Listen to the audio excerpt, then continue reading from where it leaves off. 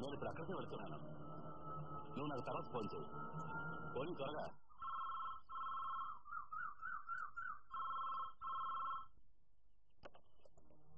Hello, అవును, నేను బాబీని. అరండాలపేటలో జనాలు కంట్రోల్ చేయడానికి ఇక్కడికి వచ్చాను.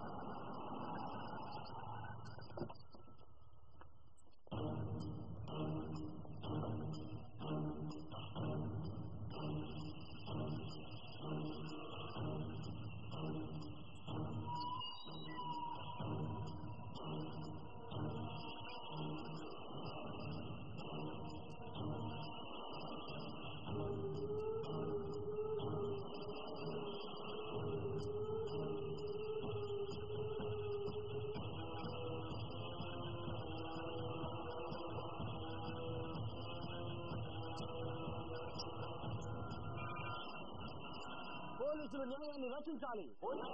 శ్రీరామూర్తి కుటుంబాన్ని హత్య చేసిన హంతకుల్ని వెంటనే అరెస్ట్ చేయాలి. పోలీసులు న్యాయాన్ని రక్షించాలి.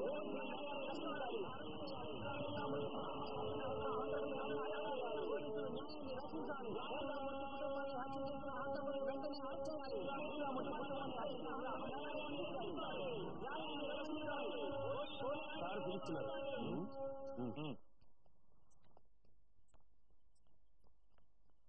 Good morning sir. Good morning. Good morning. కూర్చోండి. ఏమిటి ఫాదర్, మీరు కూడా ఇంటి వచ్చారు? ఏమిటి మీ సమస్య? శ్రీరామమూర్తితో పాటు అతని కుటుంబం ఆత్మహత్య చేసుకోలేదని మేము నమ్ముతున్నాం సార్. సూసైడ్ అని పోస్ట్ మార్టం రిపోర్ట్. జరిగింది హత్య అనడానికి మీ దగ్గర ఏవైనా సరైన సాక్ష్యాధారాలు ఉన్నాయా? సాక్ష్యం ఏమీ లేదు సార్. మరి శ్రీరామమూర్తి కుటుంబం ఆత్మహత్య చేసుకుని ఉండరు సార్. అలాంటి వారు కాదు శ్రీరామమూర్తి. ఆయన నాకు చాలా రోజుల నుంచి బాగా తెలుసు. దేవుడంటే చాలా నమ్మకం ఉన్నవాడు. అయ్యా, దైవభక్తి ఆత్మాభిమానం గల వాళ్ళే ఆత్మహత్య చేసుకోవడానికి అవకాశాలున్నాయి. ఇది ఎందుకో ఆత్మహత్య అని ఊరి జనం నమ్మటం లేదు. కుటుంబం మొత్తం ఒక్కసారిగా చనిపోవడంతో జనం అలా అనుకోవడానికి అవకాశం ఉంటుంది. వాళ్ళ మాటలు విని మేము కేసులు ప్రొసీడ్ చేయడానికి వీల్లేదు. ఇది అలాంటిది కాదు సార్. మూర్తి అతని కుటుంబం మరణానికి వెనుక ఎవరిదో హస్తం ఉందని మా అనుమానం. ఆ హస్తం ఎవరిదో వెలుగులోకి తీసుకురావాలంటే ఒక సమర్థుడైన పోలీస్ ఆఫీసర్ కి వెంటనే ఈ కేసు పూర్వపరాలు అప్పగించి డెడ్ బాడీస్ ని రీపోస్ట్ మార్టం చేశారు. లేదంటే ఈ అరండల్పేటలో ఇలాంటి శవాల్ని ఎన్నెన్నో చూడాల్సి వస్తుంది. నేను చెప్పేది ఈజీగా తీసుకోవద్దు. సరే, ఆలోచించి మేము చేయాల్సి చేస్తాం. ఏం చేయగలం చెప్పు? మన చేతుల్లో ఏముంది పాపారావు? ప్రతి ఒక్కడి చావుని ఆ బ్రహ్మదేవుడు వాళ్ళ నుదుటి మీద రాసి పెడతాడు. ఒకడు పిడుగుపడి చావాలని, ఇంకొకడు పాము కరిచి చావాలని. అలాగే ఆ శ్రీరామూర్తి కుటుంబం ఎరండాలపేట తోడగట్టు మీద పడి చావాలని రాశారు కాదు. మూర్తి అక్కడ బాగా పక్కకి వచ్చారు. కానీ ఆ గ్రంథాలు మాత్రం నాయన వాళ్ళు చచ్చిన వాళ్ళు ఎంతంత ఇవ్వలేదండి. నేను ఆ రహస్యం చెప్పరా? చచ్చిన ఇద్దరమ్మాయిని చూసే కదా మరి. ఆ శ్రీరామూర్తి కుటుంబానికి నేను డబ్బు అప్పు ఇచ్చి ఆడుకున్నాడు అన్నట్టు మీరు వాళ్ళు చాలా భయపెట్టారు. ఎలా తెలిపినప్పటికీ ఆ విషయం యాక్సిడెంట్ రోజులు తెలిసినట్టు కొంత సమస్య అవుతుందా? అంతేకాదు సన్నలు జరుగుతాయి. దిక్కుతింగుల పేరుతో హైదరాబాద్ అనగా లేపుతాము. వాడికి పని పడలేదు. చచ్చిన అలాగే తెచ్చారు. పండకలైన దొరక కట్టుబడకందుకని మధ్యలో వీడికెందుకట? లత్తుకోరు నా కొడుకు. శ్రీరామూర్తి అతని కుటుంబం హత్యకు సంబంధించి పూర్తి స్థాయిలో యాక్షన్ కమిటీకి ఐజీ ఎంక్వైరీ చేస్తానని హామీ ఇచ్చినప్పటికీ విచారణ ఇంకా త్వరగా జరగడానికి మనం ఏం చేయాలో ఆలోచించాల్సి ఉంటుంది. లోకల్ పోలీసులు దీన్ని ఆత్మహత్యని నిర్ధారించారు. అలాంటప్పుడు ఐజీ గారి కేసు మీద ఎంత శ్రద్ధ చూపిస్తారని నేనేమీ అనుకోవడం లేదు. ఇక ఈ విషయాన్ని మీరే డిసైడ్ చేయాలి. ఏది ఏమైనప్పటికీ ఈ విషయాన్ని మనం ఐజీ గారి దృష్టికి తీసుకెళ్లడం మనకు మంచిదైంది.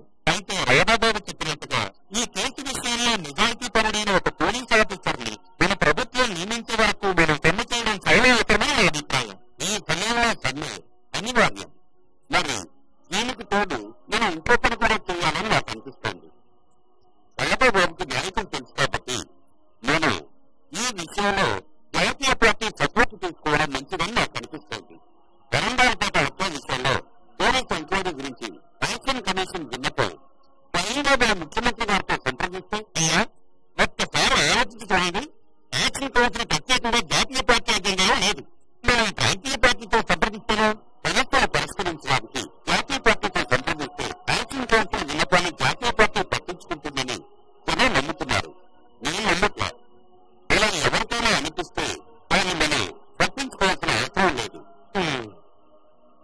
ప్రముఖమైన లక్ష్యాలే ప్రాధాన్యం. మన ముఖ్యమంత్రిని వెళ్ళి కలిసేది రూలింగ్ పార్టీ అధ్యక్షుడిగా మాత్రమే కాదు, ఈ రాష్ట్ర నాయకుడిగా మనం కలుస్తున్నాం. అంతేకాదు ఈ రాష్ట్ర ప్రజల సమస్యలను తెలియచేస్తాం. వీళ్ళ మనసున్న మనిషి కాబట్టి వీళ్ళ సమస్యల్ని వీళ్ళు తప్పకుండా అర్థం చేసుకుంటారని నేను అనుకుంటున్నాను. బాబు మీరేమంటారు? మీరు చెప్పినది నిజం. ఏదేమైనా మన సమస్యను సీఎం దృష్టికి తీసుకుంటాం. ఏ సమాధానమే ఉండవు.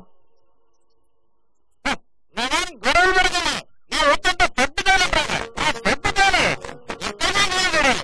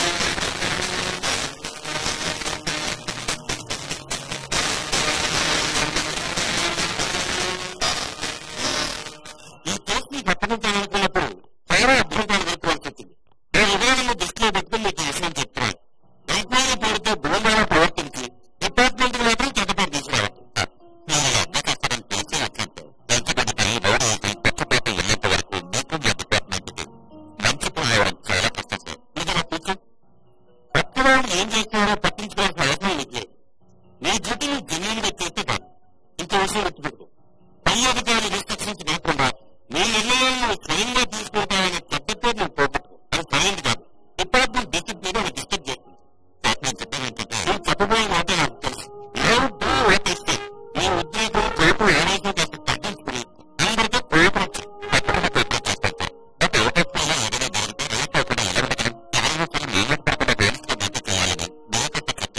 అందుకే ఈ కేసును నీకు అప్పగించింది. కొండలతోని చిత్తీగల బట్టలతో ఆ సహాయకులు ఇంకో విషయం, డిపార్ట్మెంట్ నీకు ముద్దుపడిగా దంచగా ఆ పంచర్ కాస్త తగ్గించు. పండుగ కడగట్టకుండా పంచర్ కాస్త ఆపాను. ఏది ఏమైనా చిన్నప్పుడు మా గురువుగారికి కొడుకు కాబట్టి ఆ గౌరవంతో నీకు సలహా ఇస్తున్నాను. సరిగా ఏంటది? ఈ కేసుల సంబంధించి డీటెయిల్స్ కూర్చోండి. నేనే నేను చెప్పిన యొక్క ఇలానే ఇది లభించి దీనికి అరంగాలపేట అక్కడ పరిసరాలతో బాగా అలవాటుంది. అరంగాలపేట పేరు మీద విని ఉంటారు. జోసఫ్ సమానం జోసఫ్ జోసఫ్ దేవుని గారి పుత్రుడు మీ ఇల్లు మీ ఇల్లు గారి కొడుకుని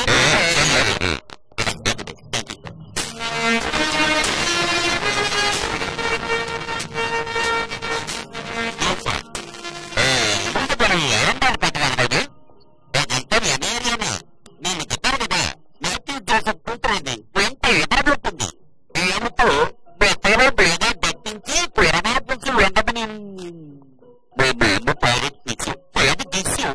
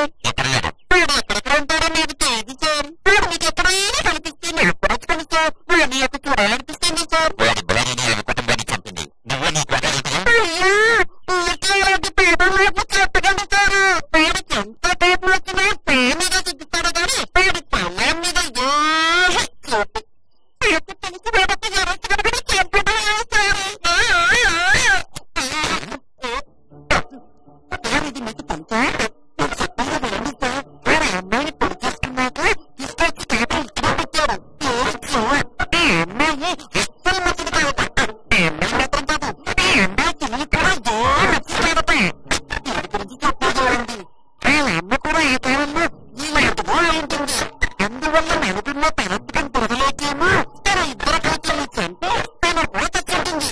ఇలాంటివన్నీ నేను ఈ పేటల కథలని ఎట చెప్పద్దు. నీ కొడుకులో వెళ్ళి ఎస్పీ ఆఫీస్కి వచ్చి నేను కయ్యని చెప్పు.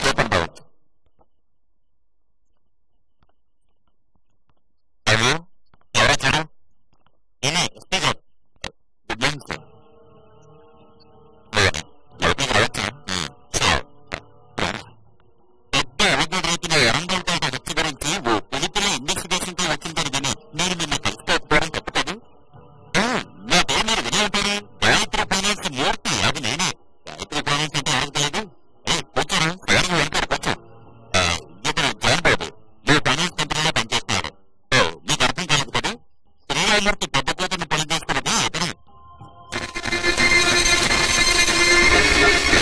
మీరు తన ఇంటికి వెళ్ళి శ్రీరామూర్తి కుటుంబం వెతితే మీకు సెకండ్ ఉందని అడిగారట. భయంతో భయపడి పరిగెత్తుకుంటూ నా దగ్గరికి వచ్చాడు. నేను భయపడింది నోట్లో వేలు పెట్టినా కొడతాడు. ఇప్పుడు మీరు ఇతన్ని ఈ అడగదలుచుకున్నారో అడగండి. అందుకే నేను స్వయంగా మీ దగ్గరకు తీసుకొచ్చాను. పోలీసులకు ఎంతగా సహకరించేవాడు. నాకు ఇంకొక తెలియదు. ఏదేమైనా ఇతను చెప్పదలుచుకున్నది ఇతని ద్వారా నేను వింటాను. మీ సహకారం ఇవ్వలేదు. మీరు వెళ్ళచ్చు. ఎందుకంటే నేను మీరు చెప్పదలుచుకున్నది నేను తర్వాత వింటాను. నేను వెళ్ళచ్చు.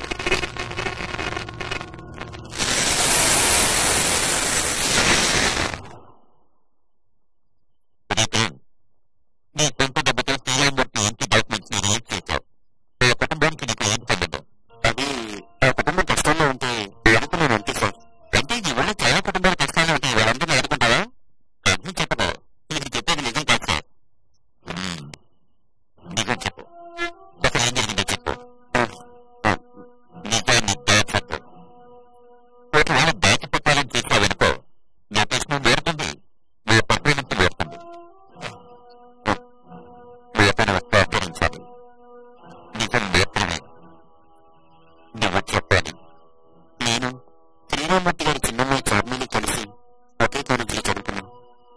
మనం చదువుకునే రోజుల్లో మేమిద్దరం ప్రేమించుకున్నాం.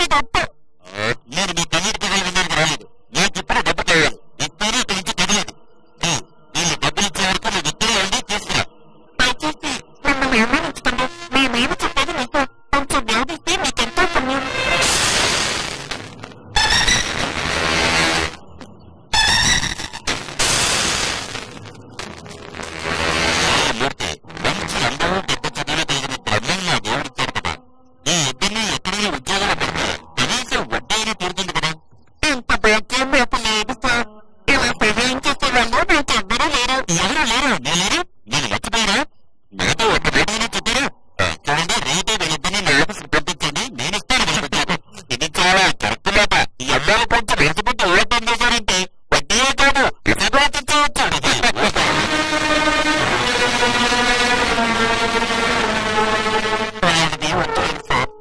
నా ఇల్లు స్థలం అన్నీ రాశారు మీ బ్యాంక్ వడ్డీతో సహా తీర్చేస్తాను సార్ నాకు అవకాశం ఇవ్వండి మీ పొలం పట్టుకుని వాడు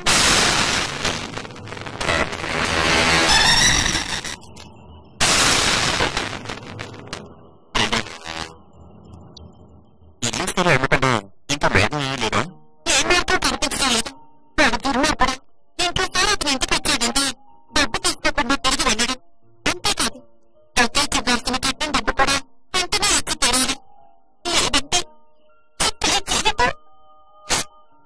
తెలిసినట్టు ఏదో ఒక వేరు రాచుద్దాం ముందు మనం గాయత్రి ఫైనాన్స్ నుంచి డాక్యుమెంట్స్ రిలీజ్ చేసి ఏదైనా బ్యాంక్ లో పెద్ద చేసి డబ్బు కోసం ట్రై చేద్దాం సక్సెస్ మనకు అవుతుంది అందరికీ హ్యాపీ కదా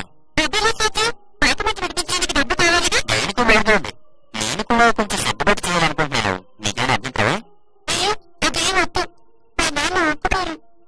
ఎలాంటి ప్రేమికుల మధ్య డబ్బు ప్రస్తావన ఏమీ బాగదు ఈ విషయాన్ని మీ నాన్నగారితో నేనే స్వయంగా చెప్పాను ఏంటి సంతోషమా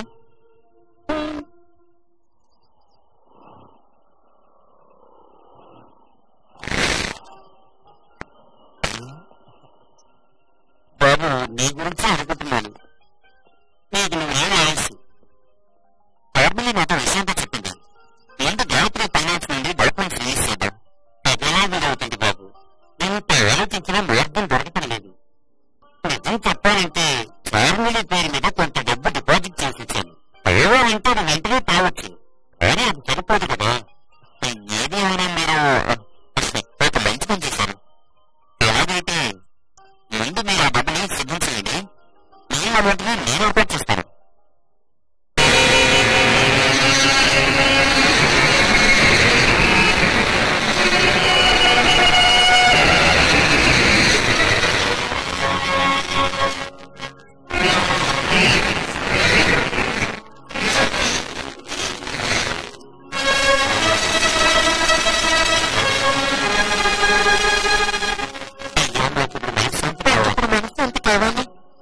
ఎప్పుడు మనసంతగా ఉండాలి ఇప్పుడు సంగతి ఏమైంది జాంబాబు సమస్య తీరినట్టే కదా మీరు మనసు పెడితే మా కష్టాలు తీరిపోయే తండ్రి మేము కూడా ఆ ప్రయత్నంలోనే ఉన్నాం ఆయన సంవత్సరం ఈ అబ్బాయి పేరు మీద కొంత డబ్బు డిపాజిట్ చేశాను అది ఇప్పుడు నాకు ఉపయోగపడుతుంది అయితే సంతోషం డిపాజిటే కదా ఏం భయలేదు అయితే సమస్యలు తీరతాయిగా మరి కొంత డబ్బు ఆ ఉదయతరం సర్దుబాటు చేస్తాను నేను వీటన్నిటితో ఆ డాక్యుమెంట్స్ రిలీజ్ చేయాలి ఏదో ఒకటి చేసి అప్రూవ్ ద్వారాన్ని వదిలించుకోవాలి అన్నీ సర్దుకుంటాయి ఆ దేవుడు మీకు మంచి చేస్తాడు అయ్యా మీరు మా కోసం ప్రయత్నించండి అయ్యా క్షమిస్తారు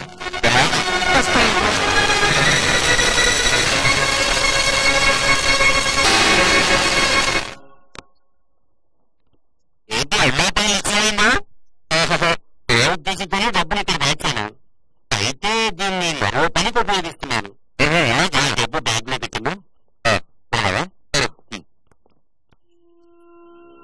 ఆ తర్వాత నేను శ్రీరామూర్తిని కలిసి ఇందులో రాత్రి ఫైనాన్స్కి శ్రీరామూర్తి కలిసాం ఒక వారం గడిచాక మూర్తి గారు డాక్యుమెంట్స్ ఇచ్చారు డబ్బు ఎక్కువ ఇస్తారని నేర్చుకోం డాక్యుమెంట్స్ తీసుకొని లేకపోతే ఫైనాన్స్కి వెళ్ళాం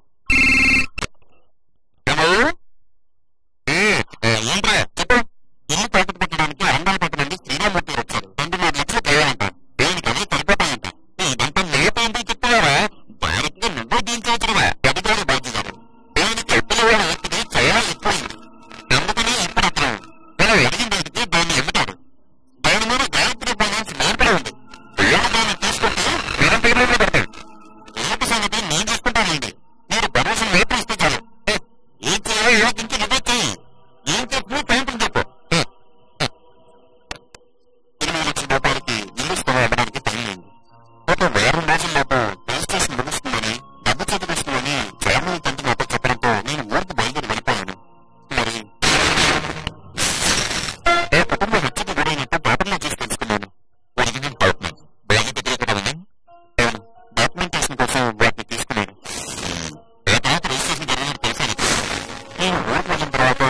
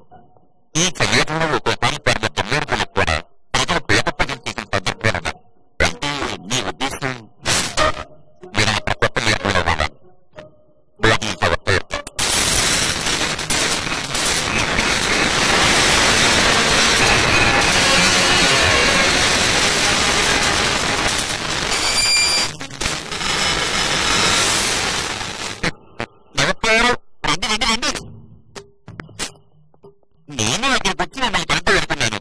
పైన లోపల కుదరలేదు. ఎక్కువ చాలా ఎక్కువగా ఉంది. ఒప్పటికో ప్రేమతో ఏమని చెప్పలేదు. నేను చెప్పనుగా టైం లేదు. మీరు చాలా బిజీగా మాకు తెలియదా? నేను ఇక్కడికి వచ్చింది ఓ ఇన్ఫర్మేషన్ కోసం. అవునా? దేని గురించి అండి? పైపైన తీరముట్టి పోగొట్టాను. మీరెక్కడ కొన్నారు? తప్పిపోయారు. తప్పు చేశారు కదండి. పూర్వమే హత్య. మనుషుల జీవితాలకి ఏం విలువ లేకుండా పోయింది. ఎంత మంచివారో జీవాయిబట్టి, ఎంత చక్కని కుటుంబం ఉన్నది. ఏం లాభం? దేవుడు వల్ల నేను తీసుకుని పారమిస్త బాధ్య. నీవు అడిగిన దాన్ని సమాధానం ఇది కాదు. నిజం చెప్పండి కదా, జీవాయిబట్టి విషయం రాగానే మీరు అడిగితే బతిపోయాను. ఏమడిగారు? భయపట్టి భయమ ఇల్లు స్థలం తీసుకోమని ఇప్పటి చిన్న కూతురి ప్రియమంట ఎవరు ఈ పురోని వంట తీసుకుని నా దగ్గర వచ్చారు. నిజానికి జీవాయిబట్టి కష్టాలు చెప్పదని నేను దాన్ని తీసుకుని వెళ్ళిపోయాను. ప్రభుత్వ రిజిస్ట్రేషన్ 2 రోజులు ఉండొచ్చి రేపు తప్ప దాన్ని పెంచుకున్నాను. అంటే మేము అడిగిన రేటుకి మీరు కొన్నారా? ఎక్కడ కొన్నారు? ఈ స్థలాన్ని చెప్ప మార్కెట్ ఉన్న రేటు కంటే 25% ఎక్కువ ఇస్తాను జీవాయిబట్టి చెప్పాను. ఇంకా ఎక్కువ పోయాలంటే నేనేం చేసేది? అయితే అయ్యమూర్తి గారు మేట మీద నిలబడి నిలుస్తారు. మేడితే ఎవరికైనా జీవితాలకు అల్లుపోతూ ఉంటుంది కదా. అదే నిజం తెలుసా? ఈ పైపట్టిని మీరు కాకపోతే మరి ఇంకెవరు కొన్నారంటారు? అయ్యో అది నాకు తెలియదు. ఈ తర్వాత కుటుంబాన్ని హితవేస్తారు కదా పూర్వయాత్రకులు. అయితే మీకు దాని గురించి ఇంకేమీ తెలియదంటారు.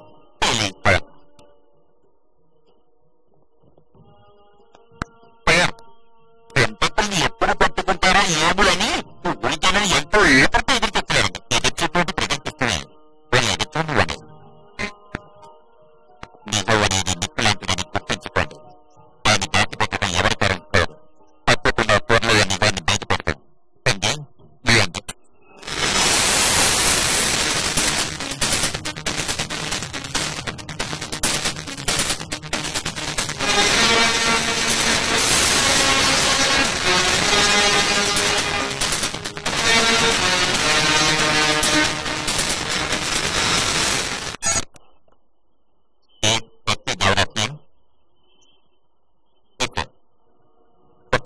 నిన్ను పిలవడానికి కారణం ఏమిటి? 200 హత్య కేసులో నిన్నే అపాయింట్ చేయాలని ముఖ్యమంత్రి పట్టుబడితే నేను ఏదో అనుకున్నాను. భూమియాత్ర ఇక్కడికి ఏం చేశావు? ఏ సీట్లో ఇంట్లో ఆయన ఎన్నో రోజులు కూర్చొని ఏ పర్వాలో ఆయన పరువు నువ్వు తీస్తే నీ ఎంక్వైరీ ఎప్పుడు పెట్టినట్టు రూలింగ్ నుంచి తన ఒత్తిడి రావడం వల్ల నేనేం చేయలేకపోతున్నాను. ముఖ్యంగా సచివాలయాలు వర్తిస్తున్నటువంటి నీలాంటి వరకు పరిచయం ఉండటం వల్ల నేనేమీ చేయలేక తప్పలేదు. 2 చోట్లకు వ్యాప్తం జరగడం నిజం. ఏ విషయం ఎందుకు జరుగుతుందో నీకు నాకు తెలుసు. కానీ ఆ విషయం జనవర్గం చేసుకోవాలి కదా. అసలు మీ డిపార్ట్మెంట్ ఏం చేస్తుందయ్యా? నీదేమైంది? జనం మిమ్మల్ని చెప్తారు. నేను తెలిసినంత వరకు నేరస్తులు మీ వల్ల తప్పించుకోవడం లేదు. నేరస్తులు ఎంతవల్ల తప్పించుకుంటున్నారు. నువ్వైనా నేరస్తులు ఎంత చెప్పడం భయపడదు. నేను నీకు హామీ ఇస్తున్నాను. నేను కానీ నా పార్టీ కార్యకర్తలు కానీ ఈ కేసు దేనికి వస్తే భయం. ఏ విషయం జరగకుండా ఇంట్లో అది తెలుస్తాయి. వీలైనంత త్వరలో హత్యపై ఆరిస్తే అది ముఖ్యం. ఓకే మీ ఉద్యోగం ఏంటో వచ్చిందా? నిరంతర జీవాయిబట్టి పద్ధతులు పట్టని దాని చిన్నపత్ర ప్రియుని విచారణ చేశాను. ఇంకేమో డీటెయిల్స్ దొరుకుతాయా? నాకు 2 ఫైనాన్స్ కంపెనీని రిజర్వేషన్లో ఉంచాను. చేస్తాను. వీళ్ళని ఎంక్వైరీ చేస్తున్నట్టు కలుగుతాను. పేపర్ చెప్పాను. ఓకే ఈజీ మీ కమిషన్ ఏమైంది? సరే బయటకి తనకి జాయిన్ నిర్దిస్తాను. యూట్యూబ్ ఫైనాన్స్ లో ఓ పేపర్ కూడాను నేనేమైనా చెప్పచ్చు. కంపెనీ పాయింట్స్ పెట్టి రప్పించి కొన్ని డీటెయిల్స్ కలెక్ట్ చేయండి. సార్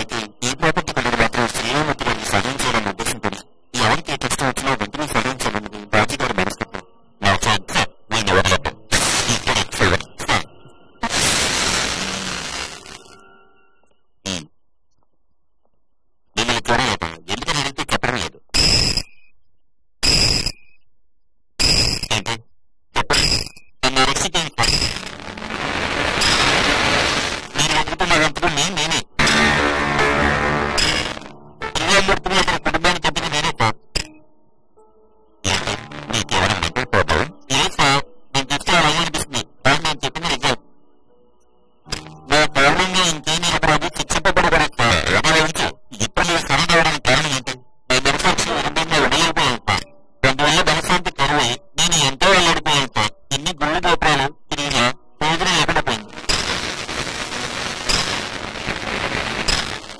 పోలీసుల ఒత్తిడి తట్టుకోలేక వాళ్ళ బలవంతం చేస్తే నేను ఇక్కడ వచ్చాను. బచ్చలు ఎందుకు చేయాల్సి వచ్చింది? డబ్బు కోసమే సార్. ఎదగటానికి పని లేక వేరే దారులుగా చేశాను. ఎలాగైనా డబ్బు సంపాదించాలనే కోరిక నన్ను రచ్చలకు పరువైపోయింది. ఈ చచ్చిపోయిన శ్రీరామూర్తి దగ్గర డబ్బులు మీకు ఎలా తెలుసు?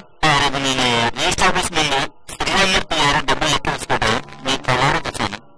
ఆ రోజు అనుకుంటాను రాత్రి 11 గంటలకి నేను శ్రీరామూర్తి గారు ఇంటికి వెళ్ళాను.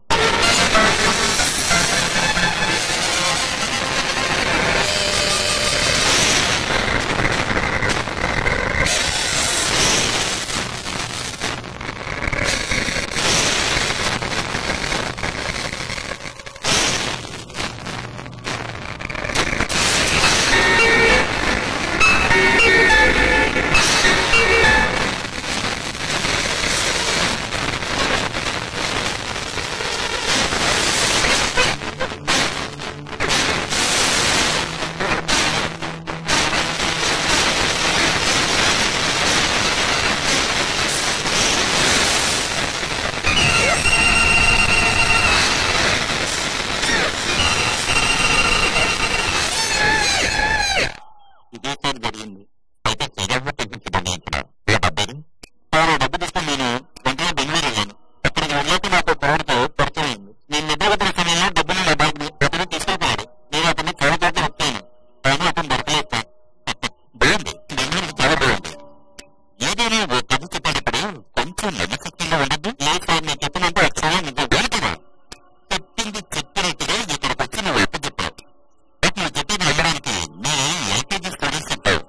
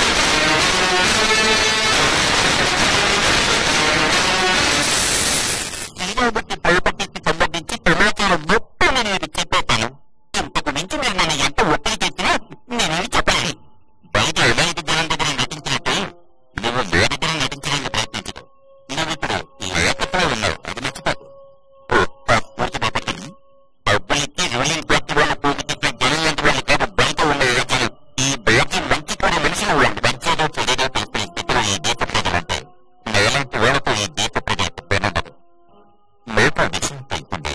అది నిజమే కాదు నువ్వే లోపు క్లారిఫై చేయాలి. ప్రస్తుతం ఏదైనా తీరాలకు ప్రాపర్టీ రేటు పెరిగినందు వల్ల పెళ్ళేదని చెప్పావు. నిజం. నువ్వు ఎక్కడ చెప్పింది నిజమే కదా? ఈ ప్రాపర్టీని కొన్నది మరెవరో కాదు, నీ అయ్యప్ప మిత్రుడైన జయన్ వర్ది.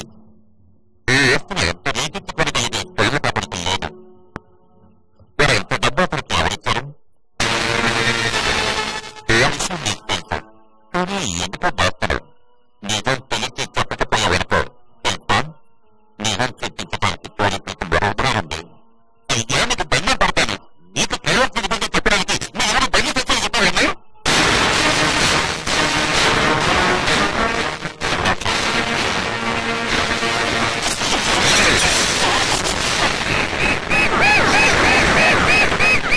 నమస్కారం. వచ్చేసారా? ఇప్పుడు టైం మెయింటైన్ టైం మెయింటెనెన్స్ లో పెడుతుంది. వచ్చే దారిలో క్లారిటీకి రైలుది పంచిరైంది, అందుకే అర్థం కాదు. ఇది చూస్తే ఏ రోజుల్లో నువ్వు మంత్రిగా ఉన్నప్పుడు ఫౌండేషన్ వేసినాను రాలేదు. నువ్వు చేస్తే ఆ పని పూర్తి లేదా రైలు తీసుకొచ్చి రాయి. అది అక్కడే ఉన్నట్లయితే రక్తసాక్ష్యాన్ని నిద్రిస్తుంది. రక్తసాక్ష్యాల కోసం పేపర్లనేది నీ పార్టీ అయ్యాక మరి నువ్వు ముఖ్యమంత్రి అయ్యాక కాస్త సంఖ్యాకి మరి ఎక్కువైనట్టుంది.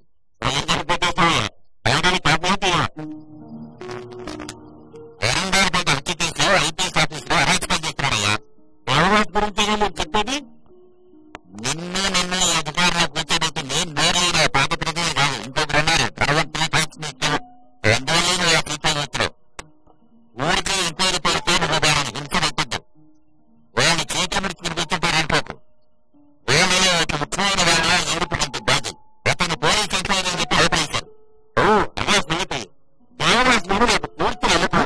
సరైన ఆధారం లేకుండా అక్కడ నాకు లేదు. ఓహో, నా దేశం మీద పెద్ద సమస్య అయిపోయింది చూడరా. తలపల్లి రాజకీయ నాయకుల నుంచి ఒక పోలిక వచ్చారు. ఎంత పెద్ద రాష్ట్రంలోనే కష్టం వచ్చి ఏం చేయొచ్చు. ప్లీజ్ ఈ విషయంలో నేను ఒత్తిడి చేయొద్దు. మీరు నేను చెప్పాల్సిందే చెప్పాను. ఏ తర్వాత నేను సూచన చేసుకో. నేను పనిది నేను నడుస్తాను. నిశ్చయంగా మాట్లాడకూడదు. ఏం చేయాలో ఎవరికీ చెప్పాను.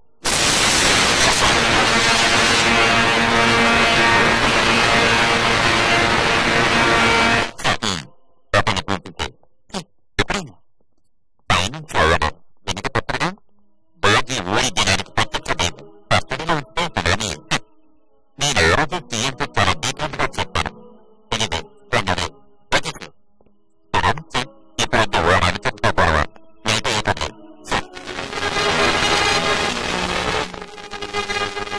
ఏదో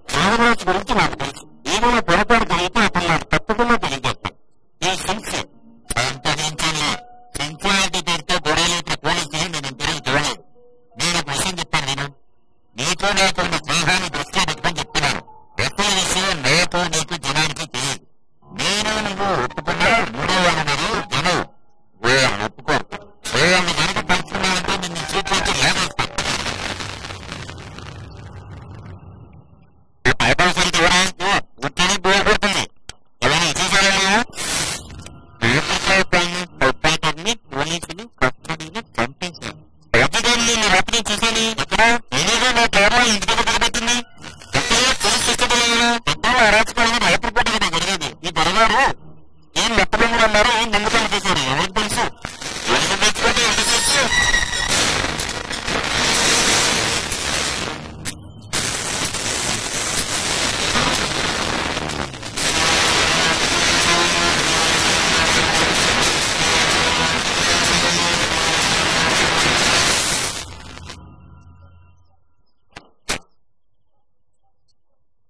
గుడ్ మార్నింగ్ సార్.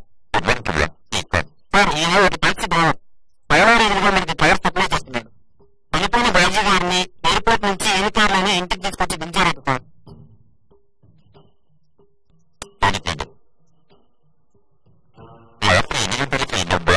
ఇంట్లో డ్రాప్ చేసి 10 గంటలు అవుతుంది సార్. గతంలో 10 గంటలు మీ వస్తువులు ఉన్నారు. 8 గంటలు మీ వదిలేశారు. ఇప్పుడు ఏదో కన్ఫ్యూజ్ అయినట్టున్నారు. ఏ సార్ బాజీ గారు బాగా తెలుసు. నువ్వు చేసిన పాపంతో ఇంకెవరైనా ఉన్నారా? ఏ సార్ నేను ఎప్పుడూ వచ్చారు. టైర్లో నుంచి ఎదిగినంటే నేనే. అయితే ఇంట్లో ఎవరు లేరా? ఇప్పుడు నేను ఎవరిని చూడలేదు. అధ్యక్షుల నుంచి తిరిగి వెళ్తూ ఉంటే వర్గీస్ గారు మేనేజింగ్ చేస్తున్నారు. ఎక్కడ అప్పయించుకున్నారు? వర్గీస్ ఎప్పుడు బాజీ గారు వెళ్తూ ఉంటారు. దానికి రైట్ హ్యాండ్.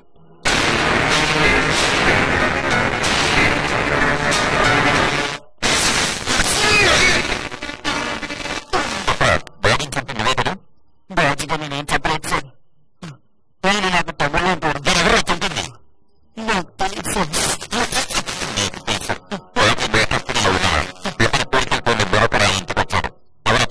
ఆయన బాజీ గారి బ్రదర్ ఫాదర్ జేమ్స్. ఆయన ఇద్దరు ఫ్రెండ్స్. చాలా ఏళ్ళుగా ఆయన అమెరికాలో ఉంటున్నారు.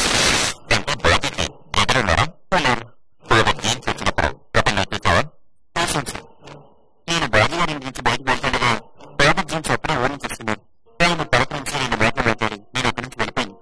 ఆ తర్వాత బాజీ గారు చనిపోయానని నేను ఆశ్చర్యపోయాను. బాజీ చనిపోయి ఏదైనా ఉన్నప్పుడు జేమ్స్ చెప్పారా? ఫాదర్ వచ్చిన వెంటనే వెళ్ళిపోయారు సార్. నేను చెప్పే చాలా బాగుంది. అమెరికా నుంచి రాత్రి 10:10కి బాగా అలసిపోయి ఇంటికి వచ్చిన మనిషి వెంటనే తిరిగి వెళ్ళిపోతాడా? విభజన చెప్పి అతిథి పిల్లలు జైలు వరకు పెడతారు. వాడు వెళ్ళాడు అనుకున్నాడు. పైరు పుట్టిన తమ్ముడు చనిపోవడం తెలిసి పేపర్ చెప్పి చూడడానికి ఫాదర్ జేమ్స్ ఎందుకు రాలేదంటావు? ఎందుకు రాలేదు? అది నాకు తెలియదు. అన్ని తెలుసు. బాధించావు. నీలో ముట్టుకుని వచ్చాను. నీకెంత తెలుసు? ఇక దాచిపెట్టి ప్రయత్నం లేదు. నిజం చెప్పలేదు. ఎవరంత బయటకు నాకేమీ తెలియదు సార్. నేను చెప్పాను నిజం సార్. ఈ కుటుంబాన్ని చంపిన నేరాన్ని కనిపించుకోవడానికి నువ్వు బాజీని చంపావు కదా? లేదండి, బాజీ గారు నేను చెప్పలేదు. అయితే ప్రియుల కుటుంబాన్ని చంపారు.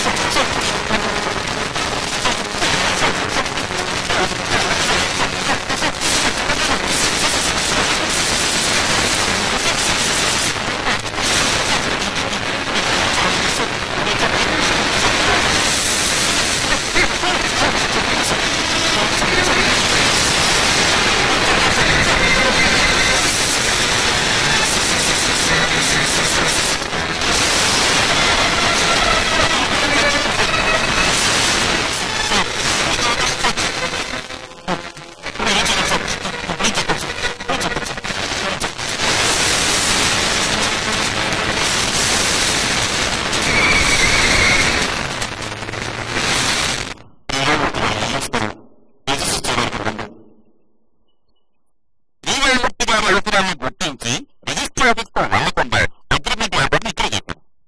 ఇలాగంటే అగ్రిమెంట్ ఏం రాసావు? బుద్ధి తెలివి వినిపించు. పెరంబల్పేటలో ఉంటున్న శ్రీరామమూర్తి అనే నేను నా పేరు మీద ఉన్న 1 ఎకరం 38 సెంట్ల స్థలం, దానిలో ఉన్న ఇల్లు నా పూర్తి సమ్మతితో నా గర్భపతి అయిన ఈశ్వరుడు, నా పెద్దకు చిన్నకుమార్తె చార్మి, మీరందరూ పూర్తి సమ్మతితో అదేపేటలో ఉంటున్న జగన్ వర్గీస్ అనే అతని ద్వారా 20 లక్షల రూపాయల మొత్తానికి జనవరి 22వ తేదీన క్యాష్ రూపంలో నాకు ముట్టడానికి తెలిపాను. ఈ వ్యవస్థ మొత్తం మీద నా సర్వశక్తుల్ని జగన్ వర్గీస్ కి దైవదత్తం చేస్తూ నేను నా కుటుంబ సభ్యులని పూర్తి సమ్మతితో రాసి ఇస్తున్నాను. ఇట్లు శ్రీరామమూర్తి, ఈశ్వరమ్మ, జయ, చార్మి. బట్టి విన్నప్పుడు అందరూ వచ్చి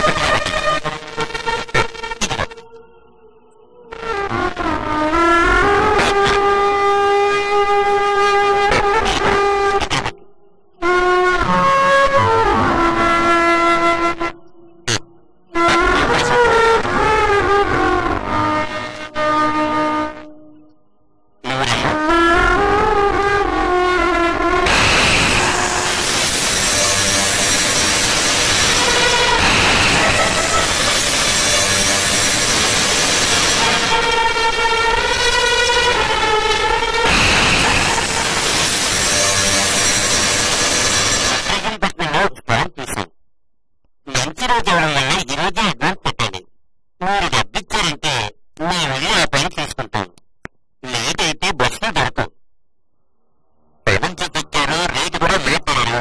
డబ్బు తెలియదు. అది మరి డబ్బు ఇప్పుడు నాకు ఎంత అవసరం తెలుసు కదా. స్థలానికి అడ్వాన్స్ అయితేను వేరే అర్జెంట్ అవసరం ఉంటుంది. ఉదయకానికి డబ్బు ఏర్పాటు చేయాలి. నిన్న కష్టాల్లో ఊరికి పురవేదించినందుకు కొత్త విషయాలు ఎవరి కొన్ని కష్టాలు ఊళ్ళో ఉంటాయండి. ఇవన్నీ ఎక్కడ యోగించకపోతుంటాయి. అయితే ఇంటికి విరావడిగా అగ్రిమెంట్ మీద లేత సంతకం తీసుకున్నారు. ఎప్పుడు మీకు డబ్బు సర్దుబాటు అవుతుందో ఎప్పుడే మీరు రిజిస్ట్రేషన్ పెట్టుకోవచ్చు కదా. మనం పని చేయండి, ఆ అగ్రిమెంట్ పేపర్ నా చేతికి ఇచ్చేయండి. ఏ రోజు అయితే మీకు డబ్బులు అందుతాయో ఆ రోజు మీరు చూపించండి, మేము వస్తాం. ఇలా చేయడం ఏం బాగలేదు.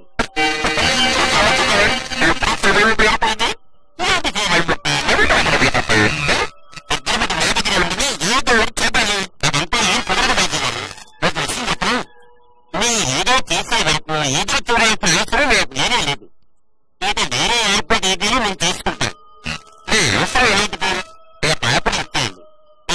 ఊరికి గొడవ పెట్టండి. బయట మీకు నిమ్మకలేకపోతే ఊరి ఇది సిస్టమ్ కట్టుకుని ఇది అన్ని అన్నీ లేదు.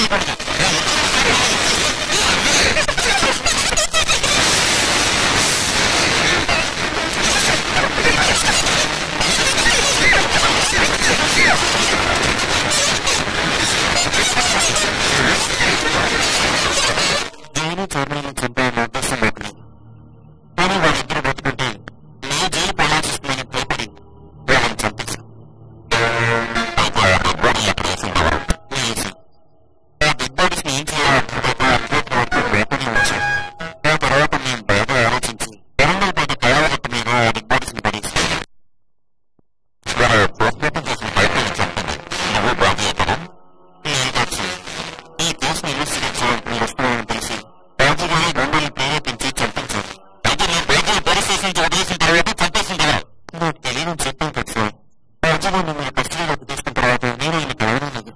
ఏం చెప్పారు అక్కడ ఉన్నారు? అది నాకు తెలియదు.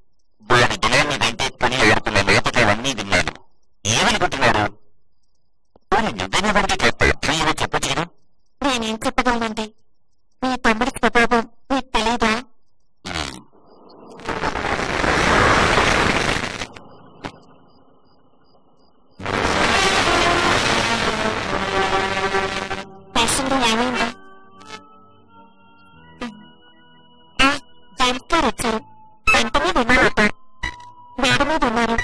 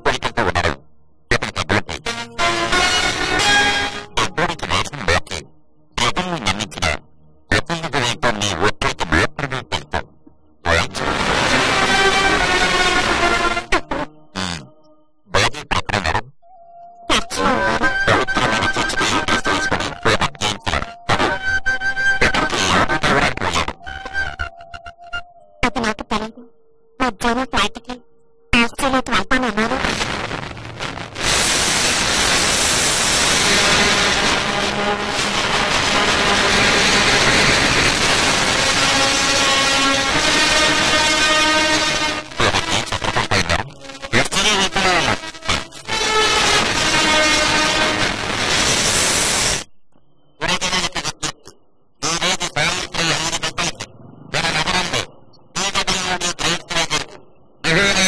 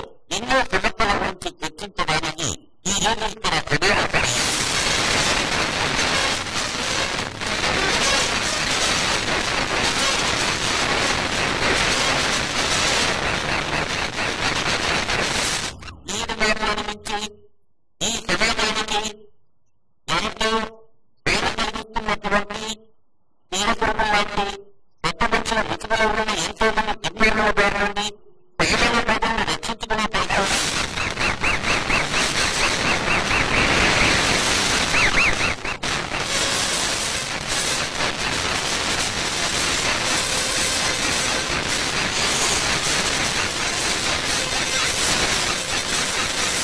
ఈ ప్రభుత్వం తీసుకుంటున్న రక్షణ చర్యలు కొందరికి కష్టమనిపించిన ఎంతో మంది దినసేవాన్ని ఏమడానికి పొందాయి.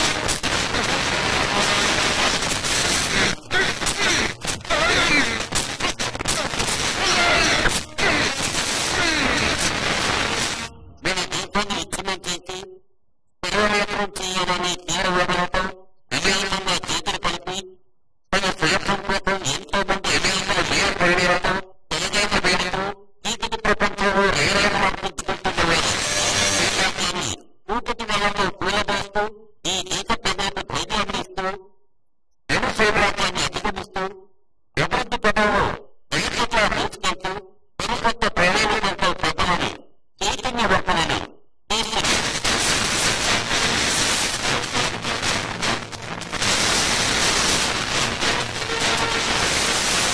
నిర్మాణానికి ఈ దేశ సంపద రంపై ప్రతి సైన్యాలకు సమానంగా అందించే విధంగా ప్రతి ఒక్కరిని ఐశ్వర్యవంతులను చేయాలని ప్రభుత్వం ప్రయత్నిస్తోంది. ఈ ప్రయత్నానికి మీ అందరి సహకారం అందించాలని విజయపూర్వకంగా కోరుకుంటూ నేను సెలవు తీసుకుంటున్నాను.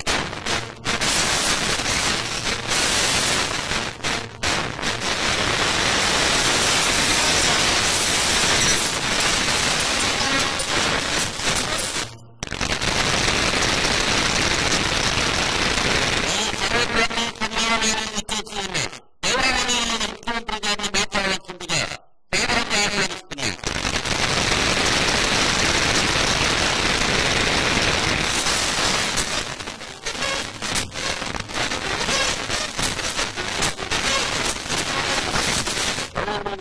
సభాధ్యక్షులు తెలంగాణ రాష్ట్ర శ్రీ వి. భాష గారికి